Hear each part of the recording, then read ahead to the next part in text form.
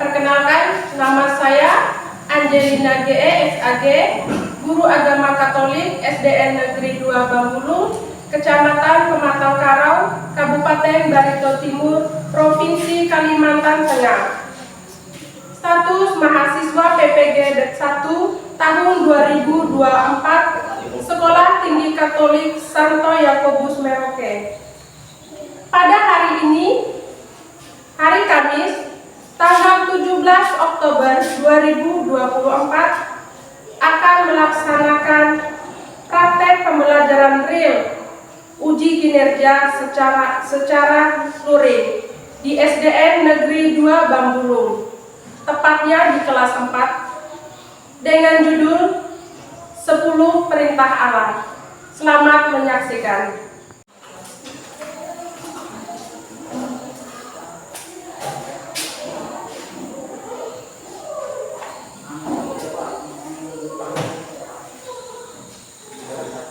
Selamat pagi semuanya. Pagi. Selamat pagi semuanya. Pagi. Apa kabarnya? Baik. Semuanya sudah sarapan? Sudah. Oke, berarti hari ini semangat ya ikut pelajaran pendidikan agama Katolik. Siap? Siap. Oke, baik. Sebelum kita memulai pelajaran pada pagi hari ini, Ibu minta salah satu dari kalian, teman kalian, Destia, silakan maju untuk memimpin kita dalam doa.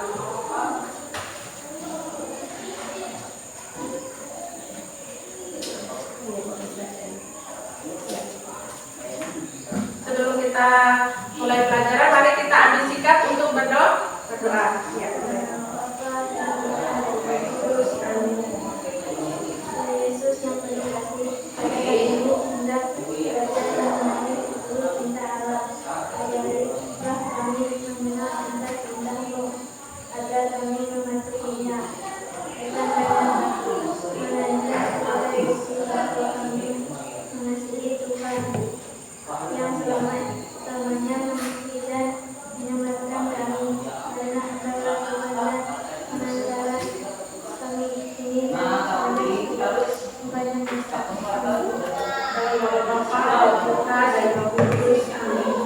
Baik, terima kasih sahabat kalian, teman kalian sudah membawa kita di dalam doa sebelum kita memulai pelajaran pada pagi hari ini. Sebelumnya Ibu mau bertanya kepada kalian berkaitan dengan kehadiran kalian pada hari ini, ya. Ibu mau absen dulu ya. Anggita, ada nggak Anggita? Anggi, Ada. Desya, Rita, Ella, Akan, Ray, Christine. Oke, kalian semua sudah hadir pada pagi hari ini. Hari ini kita akan belajar tentang materi tentang 10 perintah Allah. Ya, hari ini belajar tentang 10 perintah Allah. Tapi sebelumnya Ibu mau beritahu kepada kalian tujuan dari kita mempelajari materi pada hari ini atau judul pada hari ini tentang 10 perintah Allah. Tujuan yang pertama adalah memahami tentang kisah 10 perintah Allah itu sebagai pedoman hidup kita. Kemudian yang kedua, peserta didik bisa memiliki hormat terhadap orang tua. Selain menghormati orang tua, juga mengetahui apa-apa itu tentang perintah atau aturan. Itu adalah tujuan pembelajaran kita pada hari ini. Kemudian profil pelajar Pancasila yang mau dicapai pada materi ini adalah berakhlak mulia, kemudian beriman, dan bekerja sama. Dan juga kalian harus juga mempunyai pemikiran yang sangat kritis. Itu yang mau dicapai pada hari ini melalui materi kita, yaitu 10 perintah Allah. Baik, Ibu lanjut sedikit sebelum kita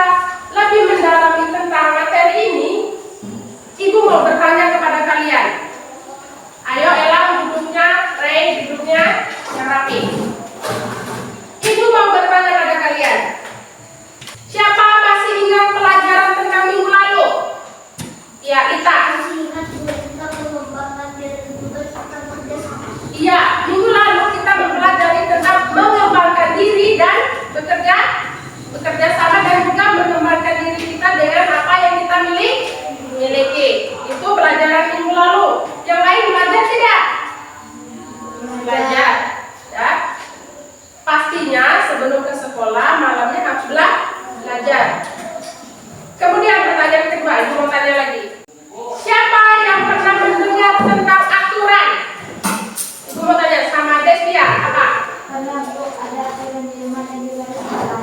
Iya, aturan atau perintah, ya. Kalau di sekolah mungkin kita kenal dengan aturan, ya. Di rumah ada aturan, di sekolah ada aturan, ya. Paham? Kemudian Ibu mau bertanya lagi, pernah nggak? Karena kita hari ini belajar tentang 10 perintah Allah. Pernah nggak mendengar tentang 10 perintah Allah? Ayo, Ella, Ibu tanya. Pernah menerima sekolah. Iya, pernah mendengar tapi belum hafal. Kalian semua ada yang sudah menghafal belum 10 perintah Allah? Ada yang sudah, ada yang belum. Jadi kalian harus tahu itu apa 10 perintah Allah. Kalian pernah dengar ya tentang 10 perintah Allah, tapi nggak tahu. Ada yang tahu isinya, ada yang tidak tahu isinya. Ya, oke. Nah, hari ini Ibu akan memperkenalkan kepada kalian tentang 10 perintah Allah ini tadi yang kita pelajari pada hari ini. Ya, kita akan melihat bersama, menyimak bersama video ini tentang 10 perintah Allah. Ya, bisa kita simak bersama ya.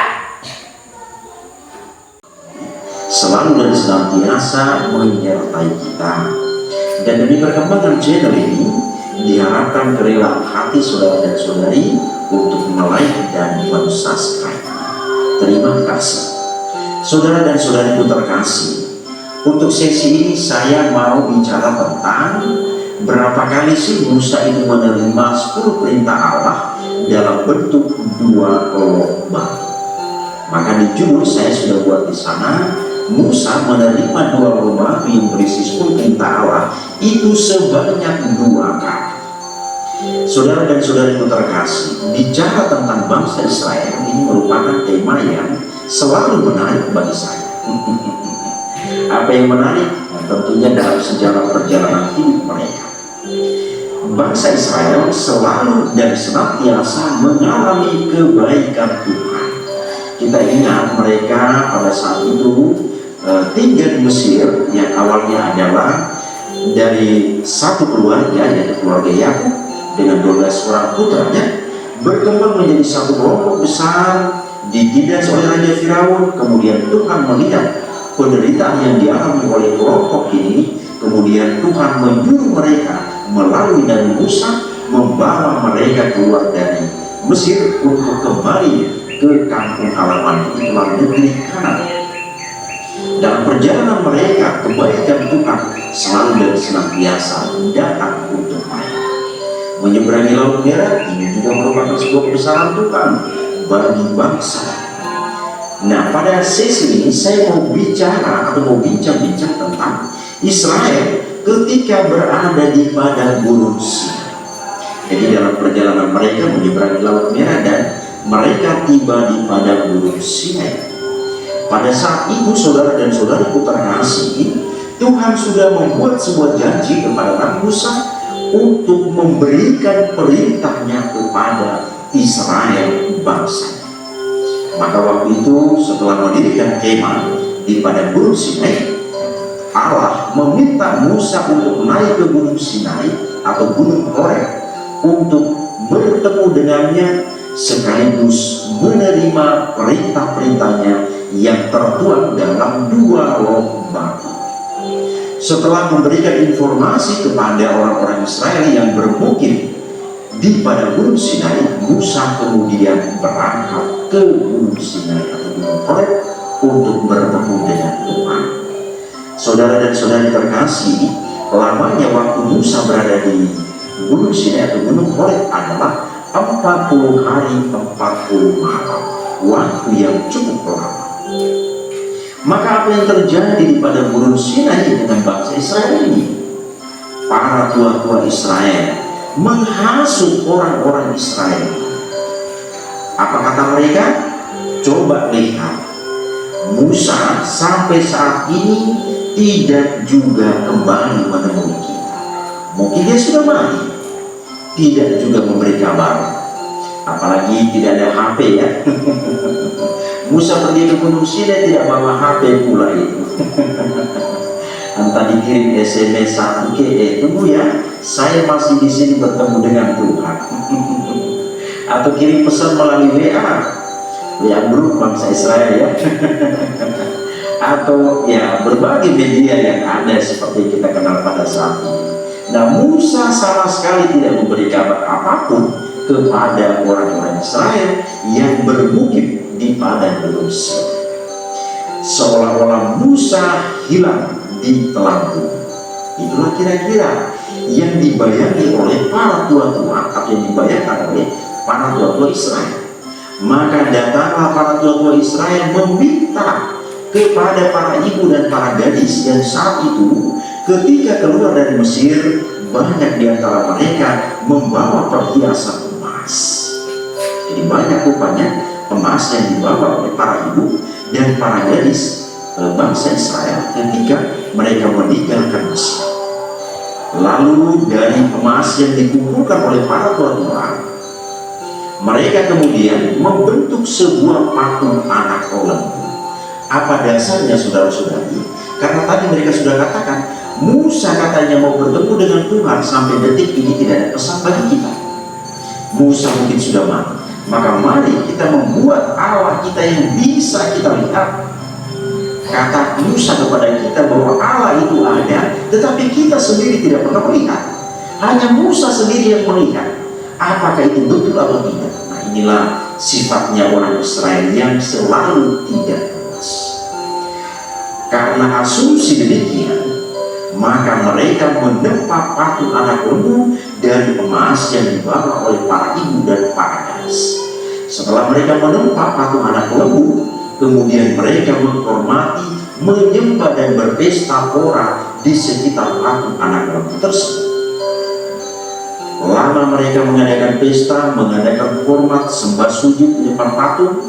Rupanya tiba waktunya Musa turun dari Gunung Sinai sambil membawa kedua roh batu di tangan. Ketika hampir tiba di pemukiman bangsa Israel, terdengarlah suara sorak-sorai, suara musik, orang berpesta, orang di sana. Kemudian Musa memanggil penjaga dan bertanya, apa gerangan yang sedang terjadi? Lalu penjaga itu berkata kepada Nabi Musa, Tuhan, bangsa ini, khususnya para tua-tua, sudah menghasut bangsa ini. Kemudian mereka menempa patung anak lembu dari emas, dan itulah yang dihormati, disembah-sembah pada saat itu. Musa mendekati tempat atau mesbah itu. Kemudian dengan murkanya, kedua roh batu yang ada di tangannya itu dihempaskannya. Apa yang terjadi saudara-saudari? Kedua roh batu itu pun pecah berkeping-keping. Saudara dan saudari yang terkasih, inilah ungkapan kemarahan Nabi Musa bahwa Israel adalah bangsa yang tidak tahu diri. Tuhan sudah menunjukkan kebaikan kepada mereka, tapi mereka juga tidak sadar. Maka Musa menunjukkan kemarahannya dengan menghempaskan kedua roh batu itu ke tanah dan pecah berkeping-keping. Apa yang terjadi selanjutnya saudara dan saudari terkasih? Tuhan pun ikut murka. Nah, ini sebuah persoalan besar yang terjadi di padang Gunung Sinai. Dua kalinya menerima kedua roh batu yang kita kenal dengan di dalam itu bertuliskan 10 perintah Allah. Saudara dan saudari terkasih, dua roh batu inilah yang akan dibawa oleh bangsa Israel dalam perjalanannya menuju negeri Kanaan, negeri yang dijanjikan Allah kepada mereka dan keturunannya. Dan apa selanjutnya yang terjadi di sana? Mereka kemudian membangun bait Allah dan dimasukkan kedua roh batu itu di dalam bait Allah. Demikian yang dapat saya sampaikan saudara dan saudari. Terima kasih, Tuhan memberkati. Salam jumpa saudara dan saudariku terkasih di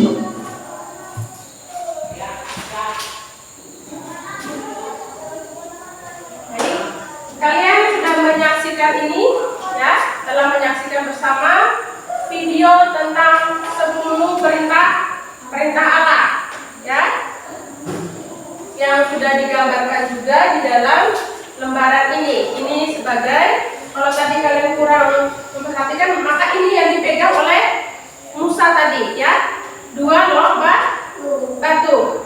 Satunya berisi 5 perintah gereja, 10 perintah Allah, satunya berisi 10 perintah Allah, satunya 5, jadi jumlahnya 10. Jadi seperti ini loh batunya. Oke, sekarang kita masuk dalam kelompok diskusi, ya.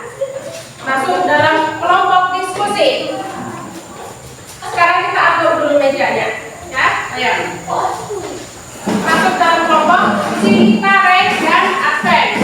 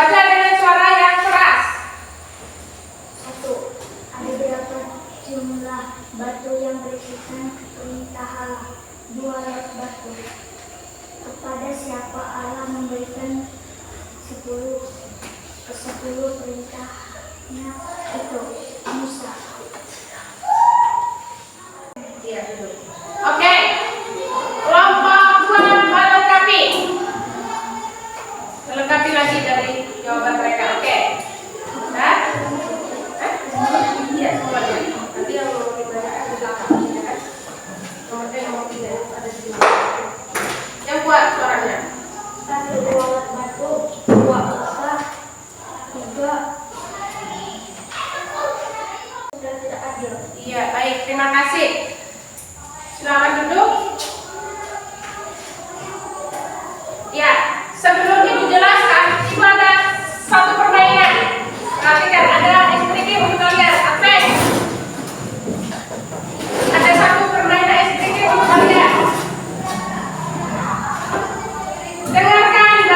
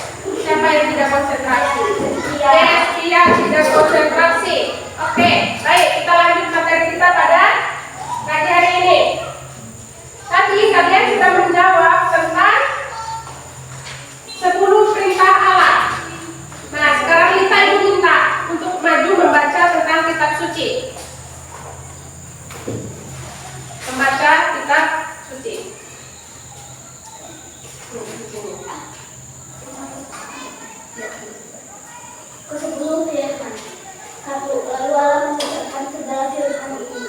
Akulah Tuhan, Allahmu, yang membawa engkau keluar dari tanah Mesir, dari tempat perbudakan.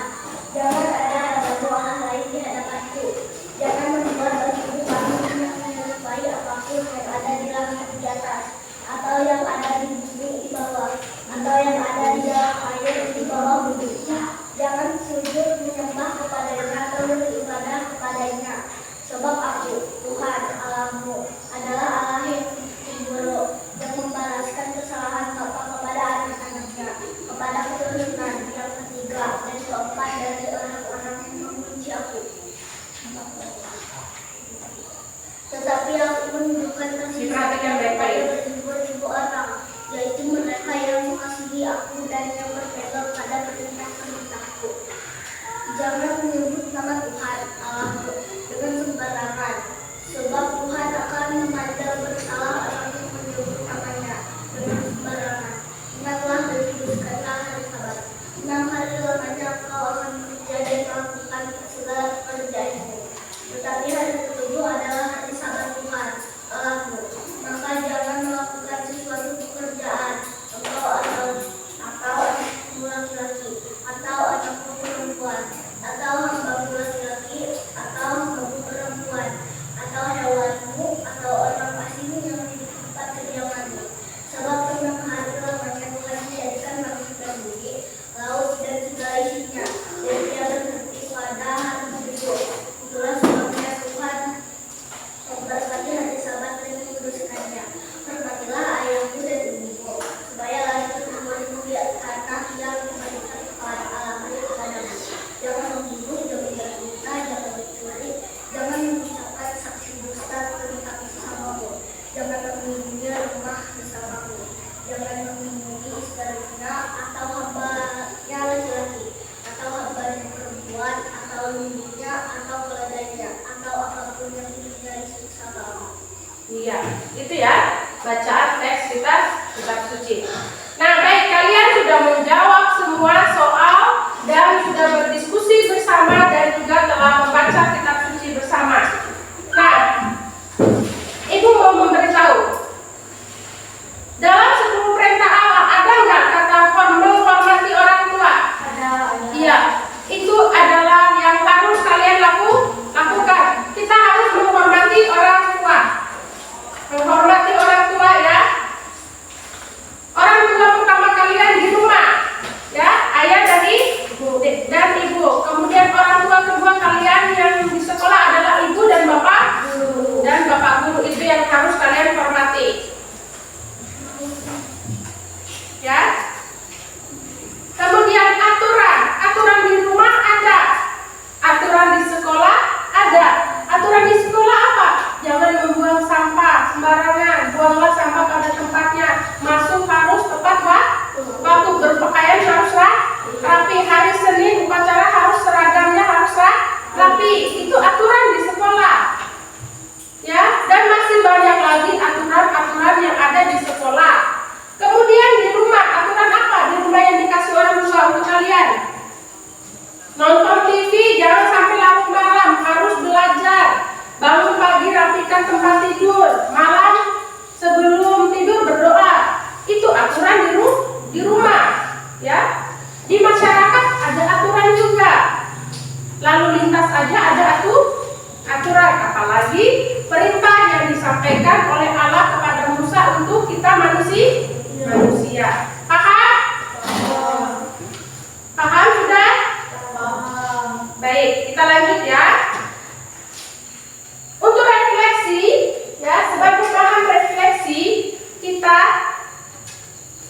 untuk kalian renungkan di rumah, untuk kita resapi di rumah. Sudahkah kita menghormati orang tua? Itu kalian jawab sendiri di dalam hati. Sudahkah saya menghormati orang tua? Sudahkah saya menghormati ibu bapak di sekolah? Ya. Kemudian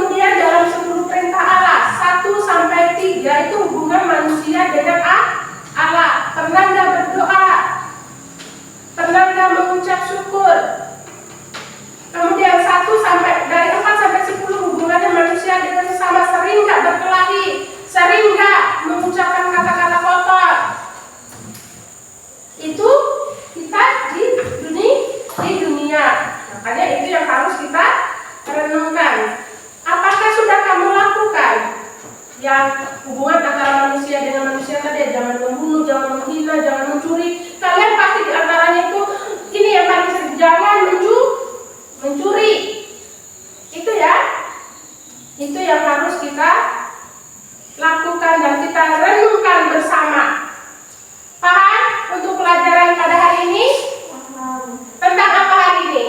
Berkala. Dan sekarang tugas kalian balik ke rumah adalah ingat, tadi refleksinya tadi bagaimana saya menghormati ayah dan ibu, kemudian melakukan aturan-aturan yang ada di rumah dan juga di sekolah. Oke, sampai di sini. Baik, anak-anak, pertemuan kita sampai di sini ya. Minggu depan kita akan lanjutkan kembali sebagai tugas rumah, ya. Sebagai tugas rumah kalian membuat apa? Membuat bingkai dari 10 perintah Allah. Oke? Itu ya sebagai tugas rumah dan pada saat turun kalian kumpulkan bersama. Sebelum kita menutupi pelajaran kita dan kembali ke rumah kita masing-masing, apa yang ibu minta untuk memimpin doa sebelum pulang? Yang lain siap-siap? Ya, berdoa sama. Ada tulisnya. Marilah kita berdoa dalam nama Bapa dan Putra dan Roh Kudus. Amin. Santa Maria